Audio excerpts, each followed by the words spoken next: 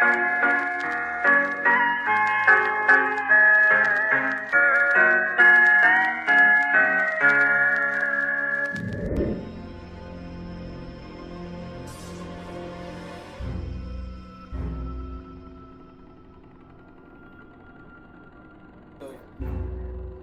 Isagan, mula sa binatan ay dinig ko ang iyong mga sinabi.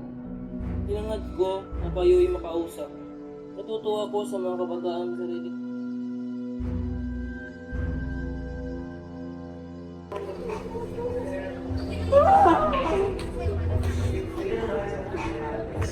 Pati si Ermita, nagumpisa ng sumiklab ang himagsikan. Nagkaroon din ng putukan sa dalumbayan.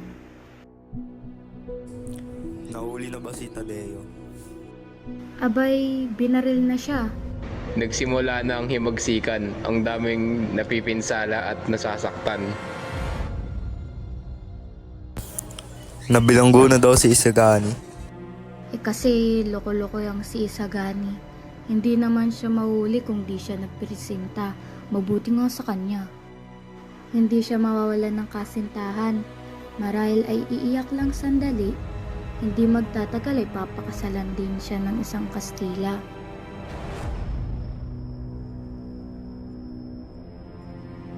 Kakagawa ni Padre Salvi ang kaguluhan. Ngunit paano si Paulita?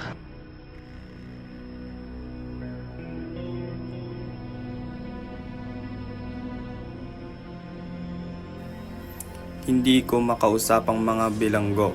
Maghanda na lamang tayo, maraming pwedeng mangyari. Balitaan mo kami ng ukol sa piging, silawin mo kami ng isang bagay na yaki. Malaki ang utang ninyo sa bahay ito. Totoo yan. Maghahadog kayo ng di mababantayang piging sa bahay ninyo. Marahil, ngunit wala akong bahay. Binili sana ninyo ang kay Kapitan Tiago. Nakuha yan ni Ginoong Persaes ng walang bayan. Ikakasal lang nga pala si Juanito. Pelaes kay Paulita Gomez Mangangalakan.